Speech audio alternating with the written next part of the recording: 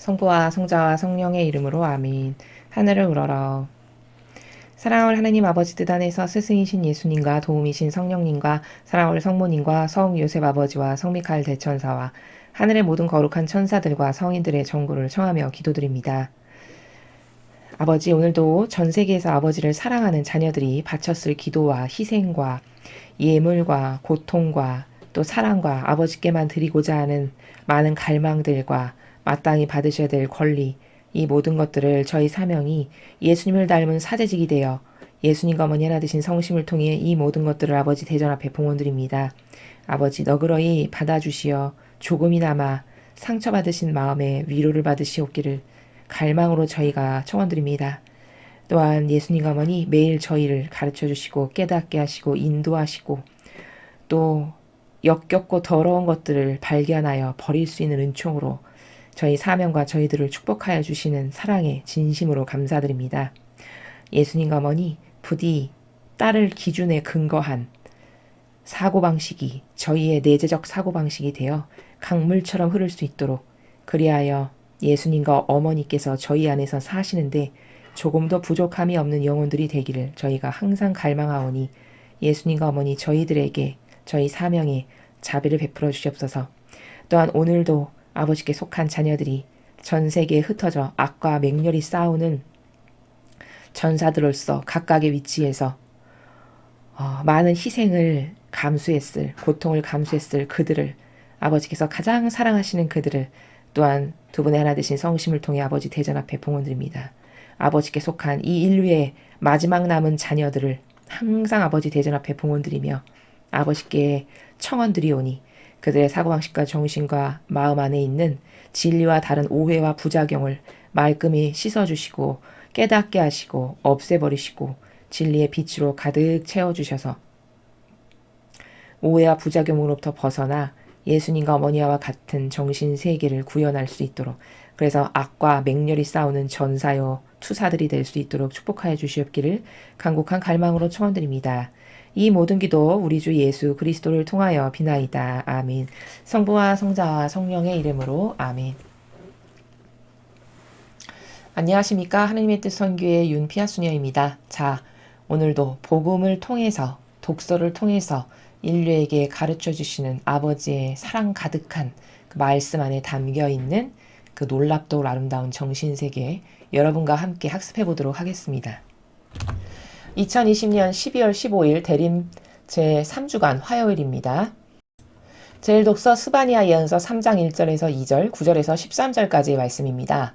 주님께서 이렇게 말씀하신다. 불행하여라 반항하는 도성, 더럽혀진 도성, 억압을 일삼는 도성. 말을 듣지 않고 교훈을 받아들이지 않는구나. 주님을 신뢰하지 않고 자기 하느님께 가까이 가지 않는구나. 그때 나는 민족들의 입술을 깨끗하게 만들어 주리라. 그들이 모두 주님의 이름을 받들어 부르며 어깨를 나란히 하고 주님을 섬기게 하리라. 에티오피아 강 너머에서 나의 숭배자들, 흩어진 이들이 선물을 가지고 나에게 오리라. 그날에는 네가 나를 거역하며 저지른 그 모든 행실을 부끄러워하지 않아도 되리라. 그때는 내가 네 가운데에서 거만스레 흥겨워하는 자들을 치워버리리라. 그러면 네가 나의 거룩한 산에서 다시는 교만을 부리지 않으리라. 나는 네 한가운데에 가난하고 가련한 백성을 남기리니 그들은 주님의 이름에 피신하리라. 이스라엘의 남은 자들은 불의를 저지르지 않고 거짓을 말하지 않으며 그들 입에서는 사기치는 혀를 보지 못하리라. 정녕 그들은 아무런 위협도 받지 않으며 풀을 뜯고 몸을 누이리라. 주님의 말씀입니다. 하느님 감사합니다.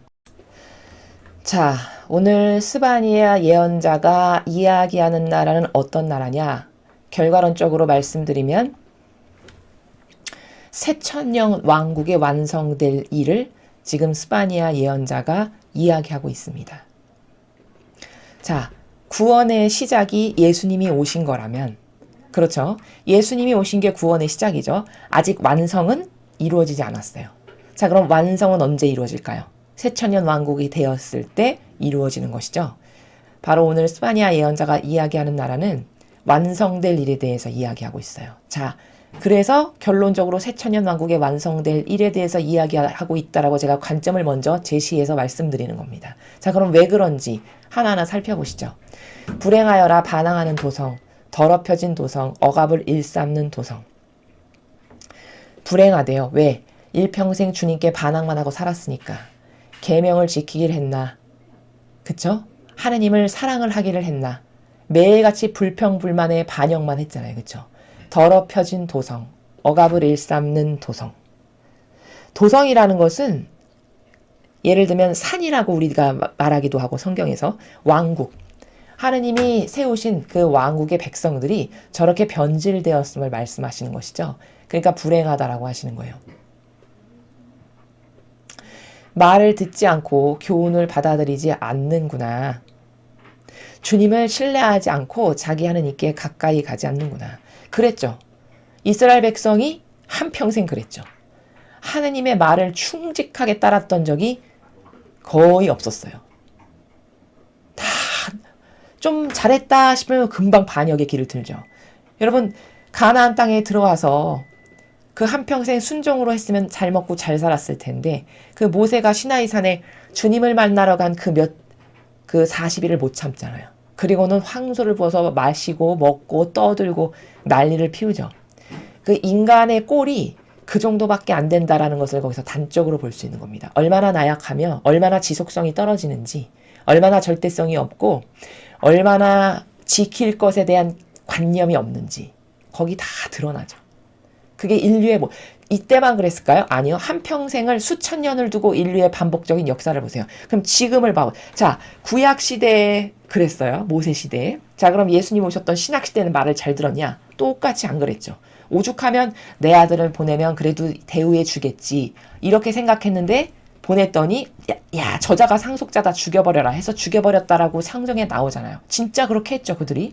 자, 그럼 구약 때도 그렇게 반항적이었고 신약 때도 그랬고 지금은 어떤가요? 지금은 입체적 사고방식은 지금 이런 거예요. 지금은 그때보다 더 사악하고 더 역겨워요. 그때 바리사 율법학자들보다 지금의 교회 리더와 지도자라고 하는 사람들은 더 역겨워요. 왜? 그땐 공산주의 빨갱이를 하진 않았거든요. 전체주의를 하자라고 충동질하진 않았거든요. 지금은 그런 시대예요. 그게 다 뭘까요? 입체적으로 과거와 현재와 미래를 낳고 봐도 어느 시대 하나도 완벽하게 하느님께 속했거나 그분께 충직했거나 그 말을 똑바로 듣고 살았거나 이랬던 적이 한 번도 없었다는 거예요. 그러니까 말을 듣지 않고 교훈을 받아들이지 않는구나. 하느님을 신뢰하지 않고 하느님께 가까이 가지 않는구나. 너무나도 정확한 말씀이세요. 근데 그때 9절에 그때가 되게 되면 아버지가 허락하신 주님의 때가 되면 나는 민족들의 입술을 깨끗하게 만들어 주리라. 그들이 모두 주님의 이름을 받들어 부르며 어깨를 나란히 하고 주님을 섬기게 하리라. 지금은 그런데 구약 그랬고 신약 그랬고 지금도 그런데 그때 하느님이 허락하신 그때가 되면 이제 입술 맨날 저주스럽고 역겨운 말만 하는 이 인간의 헛된 말만 뿜어대는 악만 뿜어대는 입술을 깨끗하게 만들어 주신대요. 정화시키신대요. 그래서 그 입술이 그 정화된 입술이 무슨 말만 하냐? 하느님의 이름을 받들어 부르며 공경과 사랑에 온 마음을 다 담아 마땅히 받으셔야 될 권리를 받으셔야 된다라고 하는 그 존경과 사랑과 공경의 염원의 마음을 담아서 부르는 이름. 그런 이름. 그게 받들어 부르며예요. 그러면서 어깨를 나란히 하고 하느님을 섬기게 하시겠다라는 거예요. 그럼 저렇게 주님의 이름을 받들어 부르고 어깨를 나란히 하고 주님을 섬기게 하는 때가 오게 하시겠다라는 거죠. 자, 과연 그때가 언제일까? 계속해서 보시죠. 에티오피아 강 너머에서 나의 숭배자들, 흩어진 이들이 선물을 가지고 나에게 오리라.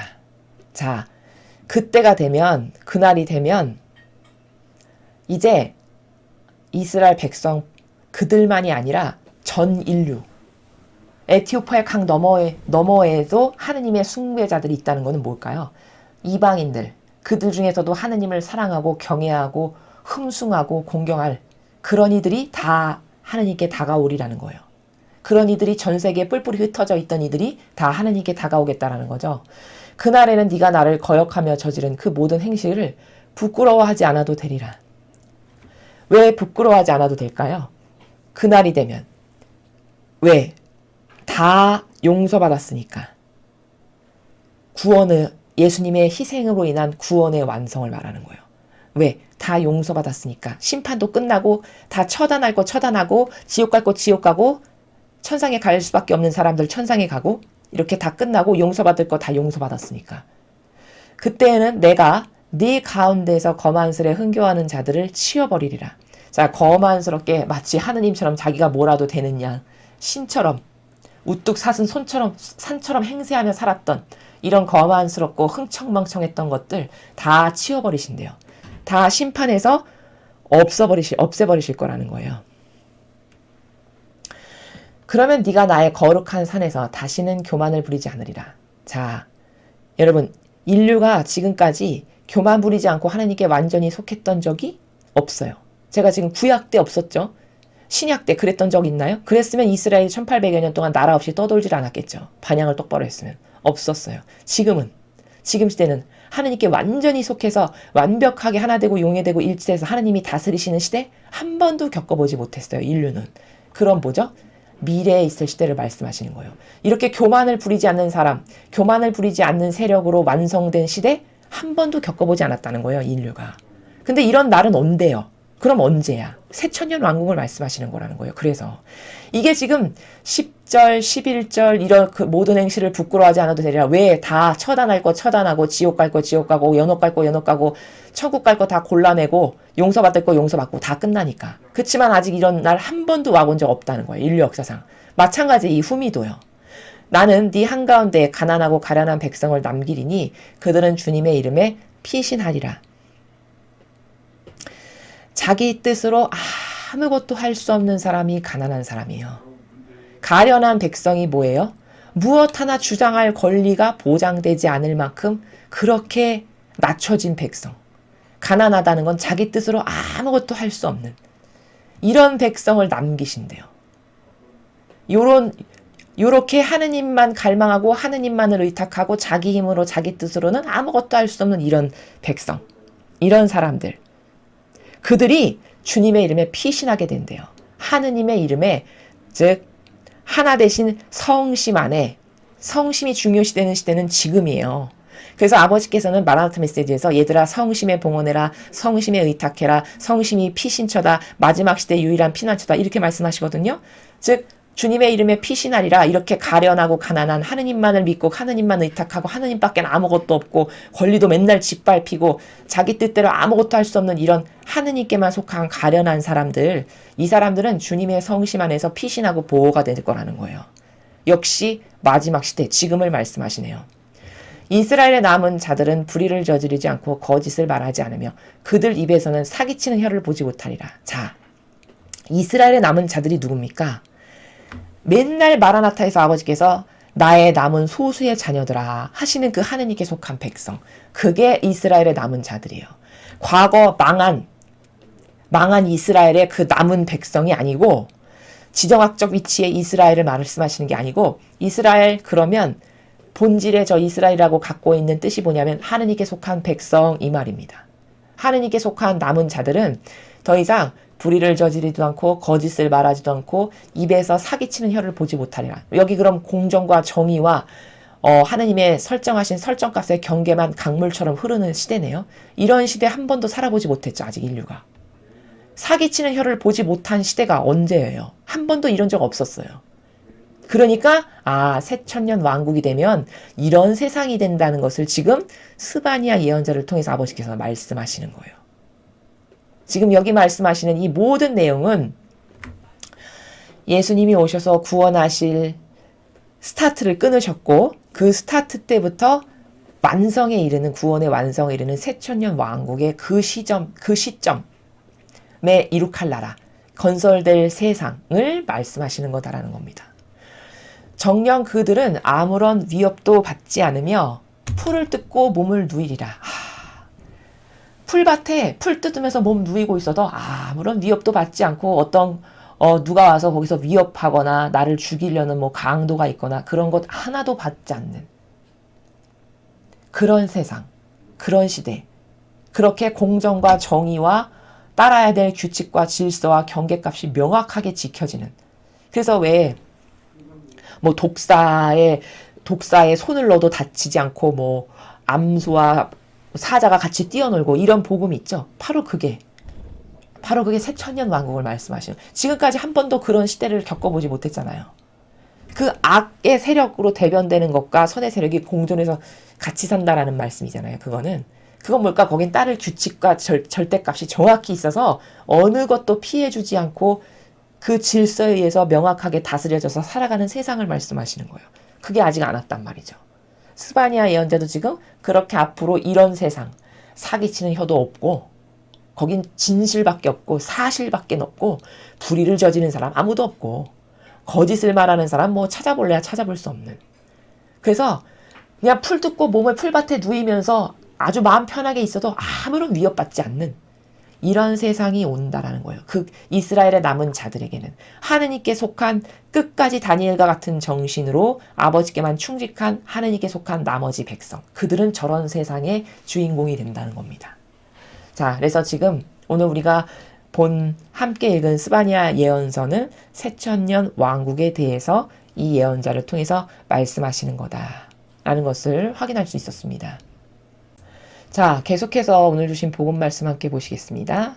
마태오복음 21장 28절에서 32절까지의 말씀입니다. 주님, 영광 받으소서. 그때 예수님께서 수석 사제들과 백성의 원로들에게 말씀하셨다. 너희는 어떻게 생각하느냐? 어떤 사람에게 아들이 둘 있었는데 맏아들에게 가서 얘야, 너 오늘 포도밭에 가서 일하여라 하고 일렀다. 그는 싫습니다 하고 대답하였지만 나중에 생각을 바꿔 일하러 갔다.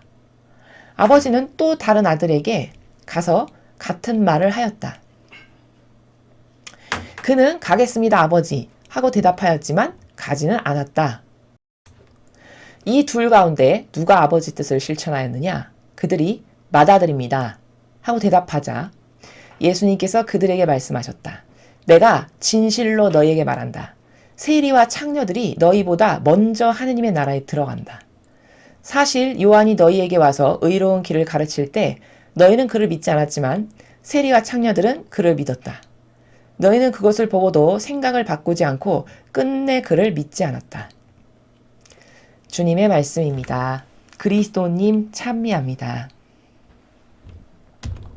자, 오늘 주신 말씀은 정말 통쾌함 자체이면서 너무나도 팩트여서 거기 이런 방구 하나 이의 제기를 할 수 없는 그런 나라입니다. 자, 결론은 뭐죠? 결과가 중요하다는 거예요. 결과치, 맺은 열매가 중요하다라는 거예요. 두 아들이 있었는데 맏아들은 싫다라고 했지만 결국에는 생각을 바꿔서 일하러 가서 소출이 있겠어요. 그쵸? 근데 또 다른 아들에게는 얘 갈게요. 이따 가서 할게요. 이렇게 했어요. 근데 실제적으로 가서 열매를 맺지는 않았어요. 그럼 둘 중에서 하느님 뜻을 행한 사람은 열매 맺은 맏아들이에요. 소출을 낸 결과물을 가지고 온 맏아들이라는 말씀을 하시는 거예요. 그러면서 빗대서 말씀하신 비유 이후에 콕 집어서 말씀하시죠. 정확하게. 봐라. 니네들이 맨날 무시하고 깔보는 세리, 창녀, 죄인, 뭉둥병자 이런 사람들. 그런 사람들은 세례자 요한이 와서 한마디 했는데 그 말을 믿고 바꿨다라는 거예요. 그쵸? 근데 너희는 세례자 요한이 와서 아무리 많은 말을 했어도 생각을 절대 바꾸지 않고 끝내 그를 믿지 않았다. 이렇게 말씀하셨어요. 자, 여기서 중요한 핵심 키포인트가 뭐냐? 예, 알겠습니다. 그렇게 하겠습니다. 라고 말했는데 안 한 것은 왜 하느님께서 더 벌하실 수밖에 없냐? 그건 반감이 들기 때문이에요. 반감. 자, 여러분 생각해 보세요. 저는 하느님의 일을 열심히 잘하겠습니다. 저를 주님의 일꾼으로 뽑아주세요. 이렇게 해서 자원해서 하느님의 집에 자원한 봉사자로, 사제로, 주교로, 추기경으로, 교황으로, 수도자로 왔어요. 그럼 하느님이 그래? 네가 그렇게 내 일을 잘해보겠다고? 그래, 잘해보거라. 이러면서 기대하시는 게 있죠. 근데 와서 정작 열매는 하나도 안 맺고 썩은 것만을 남에게 나눠줘서 심지어 남까지 죽이겠어요. 그럼 이게 기대한 것만큼 반감이 들 수밖에 없죠. 근데 차라리 싫어요. 한 사람은 기대를 안 해요. 기대를 안 했는데 열매를 맺어왔어. 그럼 의외인데 열매까지 맺어왔네? 이러고 그 열매에 따른 상급이 당연히 주어지는 게 합당한 거예요. 이래서 말만 하고 열매 맺지 않는 것은 결과가 없으니까 물론 그것에 대한 타당한 징계를 받아야 되는 것도 맞지만 거기 플러스가 뭐가 되냐? 반감의 나라가 더 가중된다는 거예요. 사람도 그렇죠. 잘할게요. 어떻게 하겠습니다. 뭐 하겠습니다. 말로 뭔가를 많이 해놨어요. 근데 정작 하나도 안 했어. 그럼 그 말로 많은 것을 맹세하고 어쩌고 한 사람에게는 더 많은 반감이 들 수밖에 없는 거라는 거예요. 마찬가지라는 거죠. 하느님께서도. 자, 왜 율법학자와 바리사이들에게는 더 반감이 갈 수밖에 없을까? 자신은 하느님을 진짜 사랑하고 잘 모시는 사람이라는 거예요. 남에게 막 그렇게 보이기를 엄청 노력하고 코스프레며 뭐며 온갖 건 다 하고 하느님도 그래 제가 내 일을 열심히 하겠지 믿어주셨단 말이에요. 말을 그렇게 했으니 서원도 하고 맹세도 하고 못도 하고 그래 제가 나의 권리를 그래도 지키려는 뭔가 최소한의 사랑을 하겠지. 근데 1년, 2년, 3년, 10년, 20년을 기다려도 맺은 열매는커녕 오히려 그 안에서 자아를 더 심각하게 살찌워가지고 맨날 자기 뜻으로 오는 성도들에게 누룩을 먹이는데 그 누룩이 암덩어리의 씨앗인데 암덩어리의 씨앗을 수천 명, 수만 명에게 맨날 나눠 먹여서 수천 명, 수만 명까지 멀쩡했던 하느님의 자녀까지 지옥을 가게 만들었다. 그럼 이거 얼마나 심각한 결과물입니까? 그렇죠? 심각한 결과물이요.